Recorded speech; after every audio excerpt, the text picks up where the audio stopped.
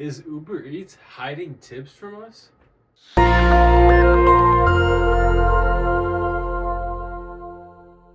Welcome back to the channel, everybody. I'm Zay, and I'll be walking you guys through Uber Eats hidden tips, how they work, why they're a thing, everything you need to know about hidden tips so that you can optimize your time on the road. So the term hidden tip is not as inherently evil as it sounds like it is. There could be a couple of different benefits as to why Uber Eats would utilize this, but here's how it works generally.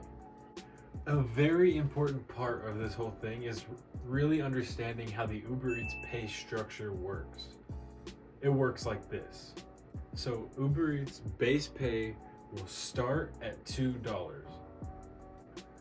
The further away from the restaurant you are, and the further away the customer is from the restaurant, the higher the base pay goes generally.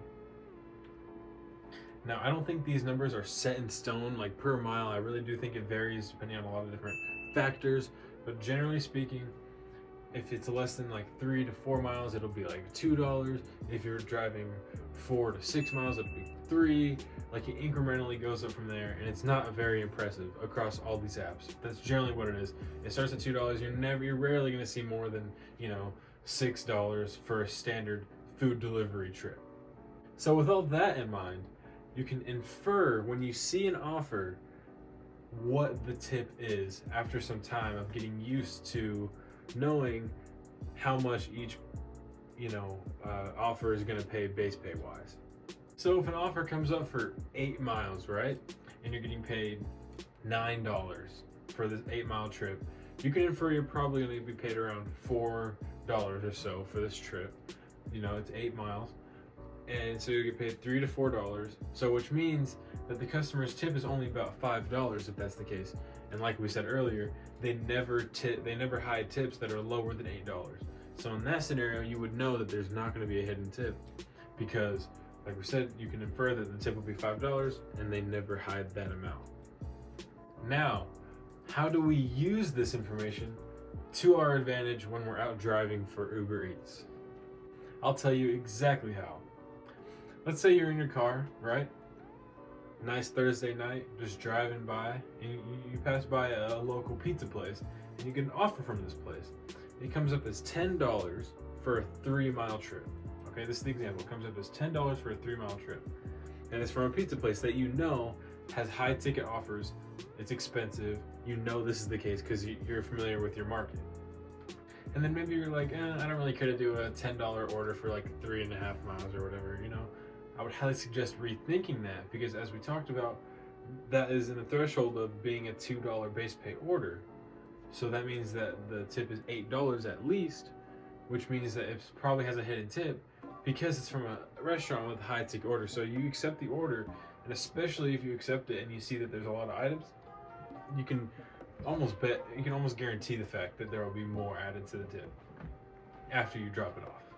But the important thing is what it really comes down to is once you can really get a good guess for what the base pay will be on your offer, just subtract what the tip would be, and then you can figure out if there'll be a hidden tip. So, again, if you take a 10-mile offer, you could guess roughly how much you'll be paid for that, and then see what the offer is. So let's say you have a 10-mile offer, and it comes up for $14, okay?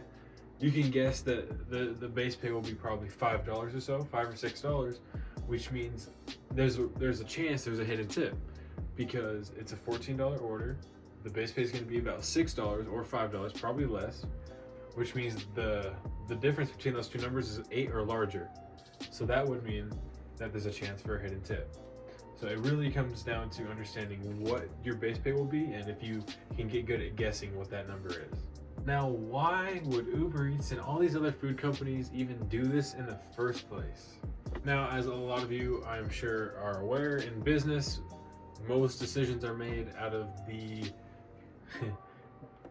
hope that they gain money from it. Businesses don't do things out of charity. They don't do things out of the kindness out of their hearts, right? There's usually a monetary benefit to companies doing certain things, right?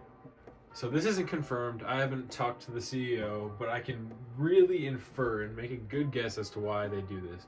And I think it's because it makes it to where there's scenarios that we will hope for a hidden tip based off these parameters that I've given, and then not give it to us. So say, for example, we do 3 $10 orders in a row and they all have a hidden tip on them.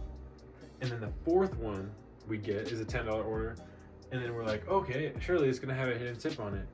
And then boom, we take it, and then it doesn't. And then now UberEats won. They're like, yeah, we got them to take this $10 order because they thought that they were gonna get paid more for it. So I think that has a lot to do with why, like a slight like deceptive tactic. Not saying that they're a horrible, malicious company or anything, but I definitely think it's to give us a false hope of sometimes getting a hidden tip, you know? And that's all I have for you guys today in this video. But don't worry, I have a lot more ideas coming. I have way more motivation to make videos. I have more equipment. I have more